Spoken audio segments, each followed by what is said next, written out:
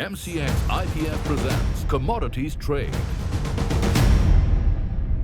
While commodities have various individual and macro fundamentals to react to, from production, prices, weather, and the current pandemic, currency impacts commodities in a big way. Commodities typically follow an inverse relation with the US dollar. As the dollar moves higher, commodities generally move lower. The opposite happens as dollar moves lower. It's not a perfect correlation, but it's a fairly close one. The US dollar plays a dominant role in global financial flows and commodity markets. This dominance is due to the reliance on global trade, debt, financing, and its fungibility across all economies. And despite all the talk of China as the rising financial power, renminbi only accounts for less than 5% of global central banks' reserves, while 60% of the global forex reserves are in US dollar.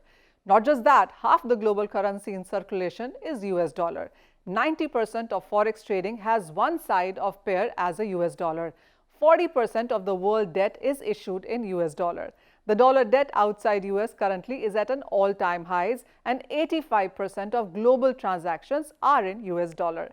There are many reasons why the value of the dollar has an impact on commodity prices. Commodities are global assets. They trade all over the world. Corn comes from US, copper from Chile, oil from Middle East, cocoa from Africa, and when it comes to international trade for raw materials, the dollar is the exchange mechanism in many, if not most cases. The vast majority of these materials use the dollar as a pricing mechanism for global trade because the US is a strong, stable economy.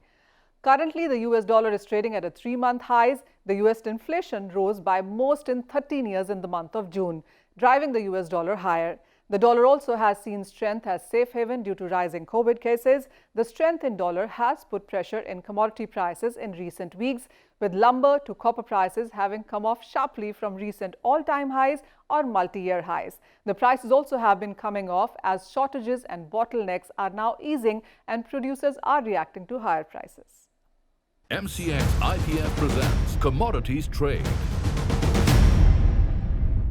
Brought to you by MCX IPF.